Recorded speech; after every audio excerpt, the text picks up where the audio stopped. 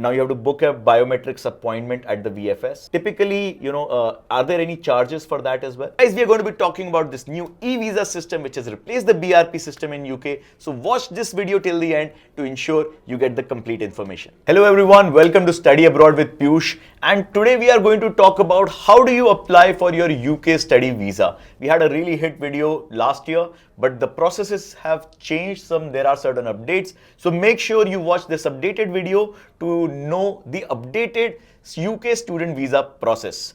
And today we have Khyaati with us, who's going to be taking us through this UK process. So welcome Khyaati, welcome to our channel. And Khyaati has been helping students not just with counseling, but helping them through their entire end-to-end process, and has a lot of experience specializing in UK. And practically, I think her visa success is almost 100%. Let's get started, guys, and let's get help of Khyaati to know about this visa process. So hi Khyaati, can you tell us what are the key steps in the journey of student who is applying for UK visa? Well, if we talk about the steps, so a UK visa is pretty simple when applying for like student visa. So if we do from the scratch, so first a student needs to get a conditional offer, Yes. which comes after applying to universities. So there are lots of universities. So conditional offer definitely means that there are some conditions pending, like it could be a deposit or an interview or any academic conditions. Once you fulfill those conditions, you proceed to get an unconditional offer letter. Right. So after unconditional offer letter, we have a letter which is issued by UKVI, which is your CAS letter. CAS is known for Confirmation of Acceptance for Studies. So sometimes universities have a limited deposit for unconditional offer letter, but a huge deposit from their tuition fees for a CAS letter. Right. Whereas if we talk about the Russell Group universities, so they have a small deposit and you get your CAS on that. Okay. So we're going to go into detail of that. What I understand are like three key stages, which is conditional offer, then an unconditional offer, and then a CAS letter. Right. CAS letter is like the I-20 of US, right? The official offer letter which you can use to apply for visa. Right. And then the fourth step is your visa application, right? So Absolutely. once you have that, let's try to go a bit deeper into the journey of an conditional offer to an unconditional offer. So what are the typical conditions that come? Okay, so the first and the foremost condition is the deposit, Right. which gives the university an assurance that the student is going ahead with us. Then it could be an academic condition, which includes your mark sheets or if there are any pending degrees and all. Especially students who are in their final year. Right. Yeah. Then sometimes we have an LOR or a SOP as a condition. Which sometimes like universities ask that, can we get a more detailed Right, SOP? which we call it as a personalized Statement, Yeah. yes. And another possible condition could be a credibility interview. So like most of the universities ask for a pre-interview to issue you the unconditional or a CAS that comes ahead. So I think this is one thing which we have noticed, earlier the interview used to come after your unconditional offer used to come. Now a lot of universities, to simplify the process, they've started asking for interviews even before they are giving the unconditional offer letter. And some of them just skip the whole unconditional offer and move directly to a CAS only. So what you mentioned, that from going from a conditional offer to an unconditional offer, you might have certain documentary requirements, certain information requirements or personalized statements, and there might be a deposit amount, right? This deposit typically varies between £1,000 to 4,000, 5,000 Yeah, pounds, it varies right? amongst that. But it depends on different universities, and it will all be mentioned on the unconditional offer letter. Right. Can you give us an example of like a conditional offer letter, which, Sure. right? Yeah. So this is a conditional offer from Northumbria University for one of our student. So here you can see that certain conditions are mentioned that once a student fulfills can get an unconditional offer letter. So now that we have our unconditional offer letter, now what is the journey from an unconditional offer to a CAS? So the journey from unconditional to CAS is pretty small because that is totally dependent on us. So if we talk about Russell Group universities, they generally don't ask for finances, which you need to show for your further status.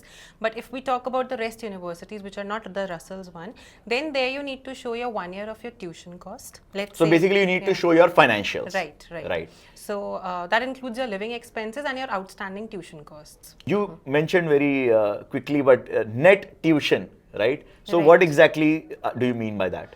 So let's say a student had a tuition fees of £20,000 and he paid a deposit to get an unconditional, let's say for £5,000. Right. And let's say he's going for a university which is inside London. So the outstanding fees for him left is £15,000. So outstanding fee is net of deposit. Right. That because you already paid that deposit. So Right. the remaining tuition fee is what you need to show the funds for. Right, right. Understood.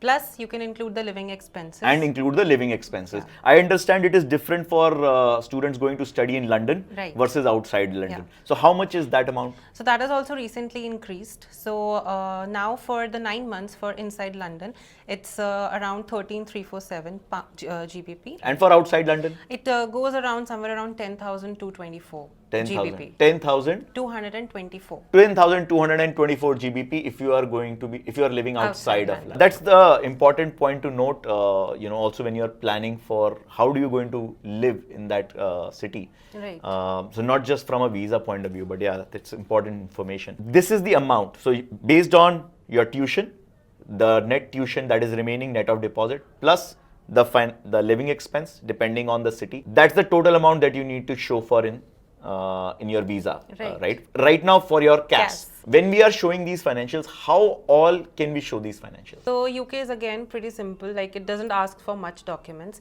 So there are 3 things that a student can show. One is an education loan, which Education loan. major of students prefer.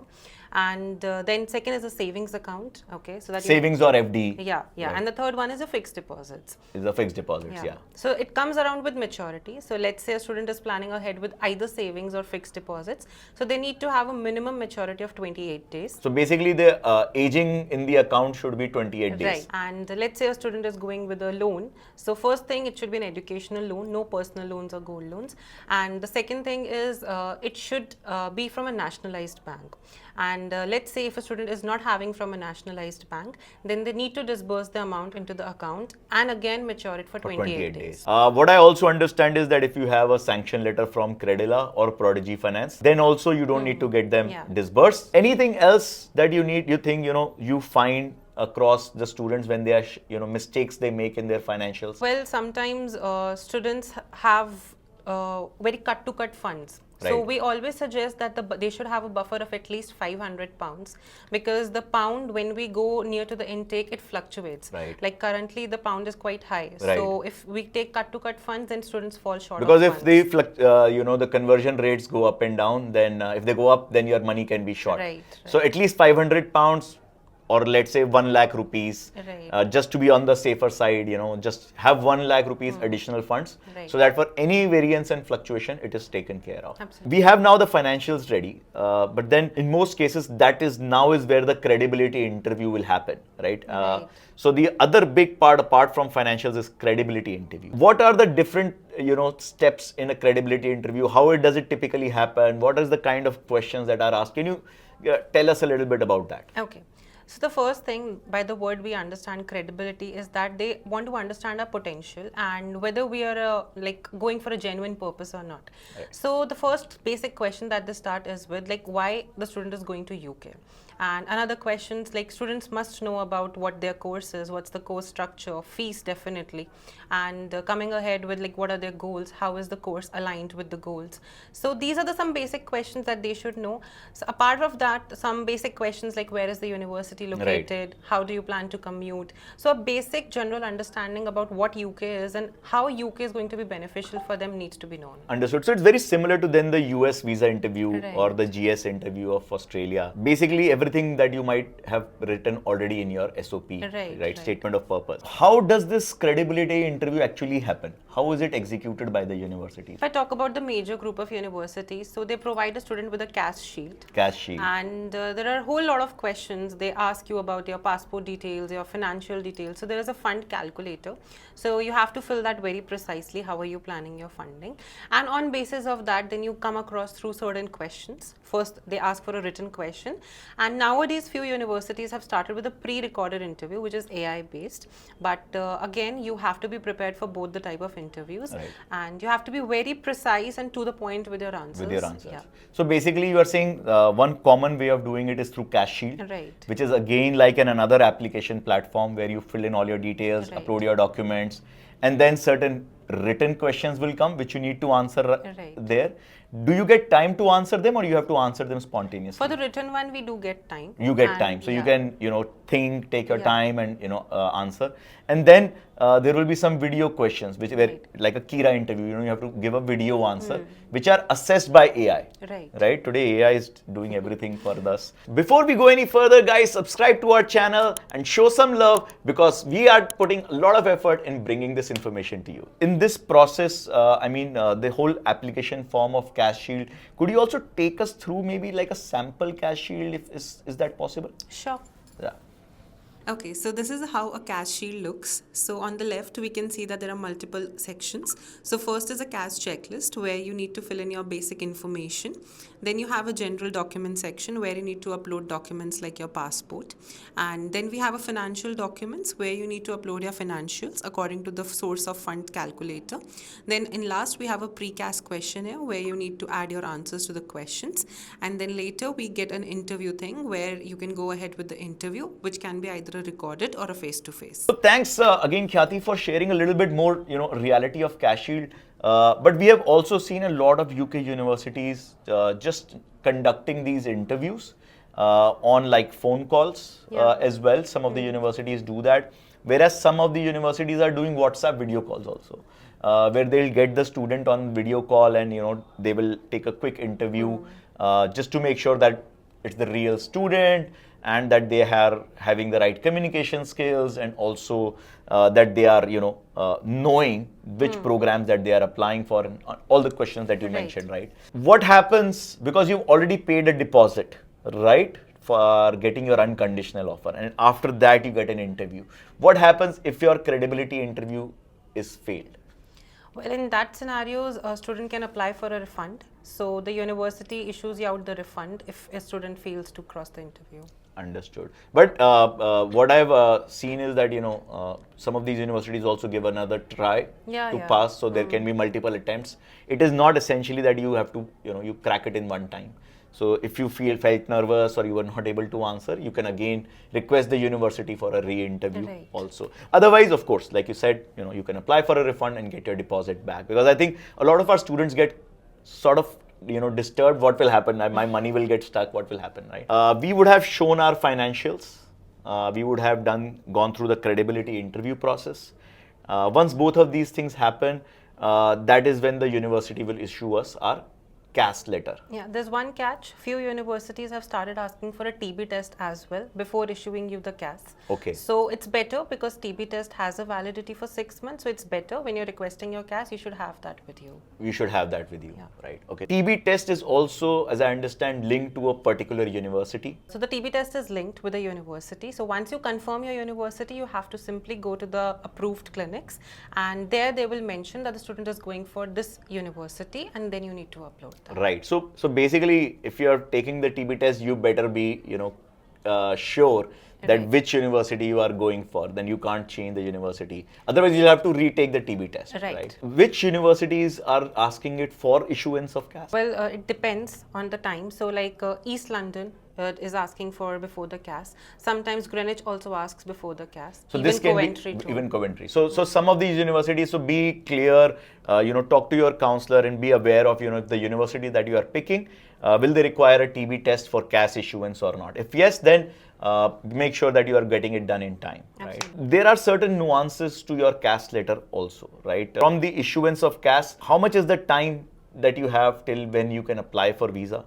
And if your visa is rejected, can you use the same CAS again? Well, so when a CAS is issued and has a validity for 6 months. So in case the visa is rejected, you need to apply for a deferred offer and a deferred CAS. Deferred CAS. So basically CAS is valid for one attempt of visa application. And if not, then you have to reapply for a new CAS. Right? Now we have our CAS letter. And would be lovely if you can show us an example of the CAS letter as well. And what are some of the key pointers to note in a CAS letter? Okay, so this is a CAS letter which is issued after you fulfill all the conditions. So a student needs to thoroughly go through the CAS and check each and every detail should be matched as per the passport. You should also check the evidence used to obtain offer, and you should make sure that you have all these documents when you proceed for visa filing, and also make sure that you check the accommodation and fees section, which should totally match with the amounts of the fees that you have paid to the university. So thanks, Khyaati, for explaining the CAS letter as well. So what are the next steps to applying for a visa? So the moment a student gets a CAS, so it means that the UKVI has given a final confirmation that the student can proceed for the visa. So there is a checklist that a student needs to follow before they apply for the visa. So here are all the documents that you need to have before you file for your visa. Right. So these documents are the ones you need to have ready before you start your visa application form. Right. Great. So how is the visa process, visa filing, what all kind of information is required that we need to submit, and what are there any nuances, intricacies that we need to take care of? Okay. So if we talk about the visa process, so there is a link that we'll provide. So on that link, you just simply need to log in, and it's a form. It's a lengthy form and it will take around an hour to fill. So fill out that form, have your details filled. We need to be very sure that the details should match with the CAS and the passport, because any mismatch can be troublesome for us. Then later on, you need to pay the IHS fees. So I would like to explain IHS, which is Immigration Health Search Charge.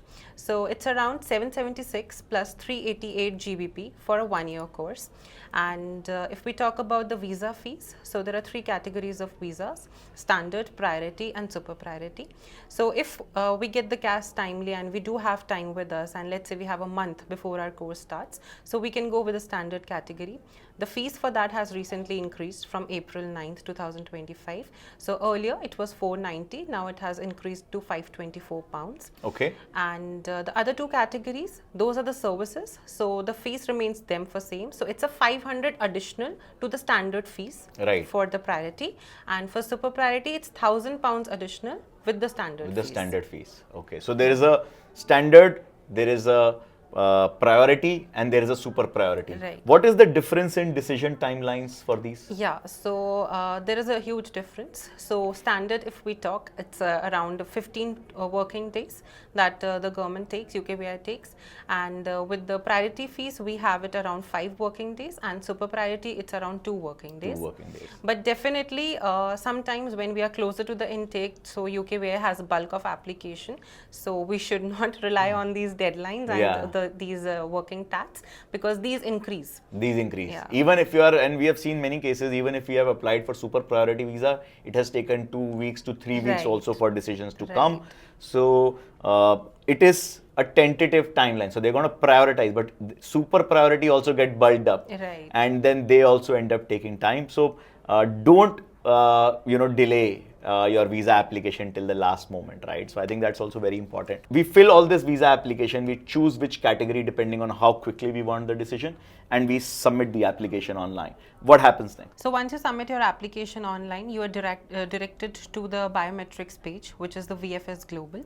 So there we need to book a slot. So there are 2 options. Either the student can upload the documents there and go with an online scanning. Second option is there that the student can visit the VAC and submit the documents there, because student in any case needs to go to the VAC for giving the biometrics. Basically the VFS center for a biometric to give their fingerprints and all. Right. I actually always recommend that take the document scanning service, because then there is no mistake possible. Yeah. In document scanning, then your visa will not be rejected, at least for bad document upload. So let the VFS handle it. It's going to be around 1,000 to 1,300 rupees is going to be the service fee for that. What you said was that you have completed your visa application. Now you have to book a biometrics appointment at the VFS. Typically, are there any charges for that as well? Sometimes when the student is not able to get a slot, a desired slot, then they might have to pay like around 5,000 or 6,000 rupees extra to get an early slot. Like in the standard category also, you might have to struggle with some slot timings. Okay, so if you want, then there is again a priority process there where you can pay for Right. that. So now you will book an appointment, you will go with all your document, and this is the document checklist that you will require to take while you are going to the VFS for your biometrics. And once you go there, give these documents, they will scan it up, they will take your biometrics, and that is it. Is that the process? Yeah, so after that you just need to wait for your visa to come, and then you're good to go ahead with your dreams. Yeah, perfect. So I think in this whole process, right, from getting, let's say, a CAS, because before that the process can be, dependent too much on the university. But from getting the CAS to finally getting your visa, how much time do you think does it usually take? Well, it can pace up like in a month or two, depending when you are applying for that. So Okay. my suggestion is as early as possible you should apply, because you save on your finances, you save on your cheap accommodations, cheap rates, and everything goes cheaper for you. Right. So better to apply early, get your visa early, and you can finalize your accommodation and everything else that you need to get to your dream university. And Khyaati, apart from this whole visa process, there is a new e-visa system in UK. So Khyaati, now the student has received their visa, now everyone I think would be really happy. But there is another process which you had shared in the beginning about the e-visa, which has replaced the BRP. So can you shed some light on what is it and how a student can get that? Okay, so the first thing, the reason behind why the BRP has been shifted with What is e-visa. BRP? So BRP is, if I talk about the full form, it's Biometric Residence Permit. So once a student goes to UK, first thing we need to understand, the visa that we get, a UK visa which we call, is an entry level visa which is valid for 90 days. Okay. So first thing, student needs to reach the campus within the 90 days and then apply for BRP. So BRP earlier used to be like, we can say, an Aadhaar card, which is your residence permit, which needs to show your course validity and everything, your immigration status. Now the country decided to go paper free on that basis. So they have come up with an e-visa, which needs to be applied. It can be applied the moment you get your visa. So it's basically to track your immigration status. So it has a share code thing, which a student can share with anyone whosoever they want to prove with the immigration status. Right. So it has a validity according to your course duration. What we have also seen is that some students have been asked for that e-visa at the immigration in UK as well. Yeah. So it is better because you can do it before going to UK. Yes. So you can actually, with the help of your counselor right now, actually apply for e-visa and get done with that process also. Absolutely. So now we understand your visa is only 90 days. After that, you need that e-visa. How do you apply for that e-visa? So we'll provide a link here which will guide you with how you provide for an e-visa. So this is how the e-visa website looks. So you just simply need to scroll down and you'll find an option of Start Now. You can go on Start Now and then it will ask certain informations.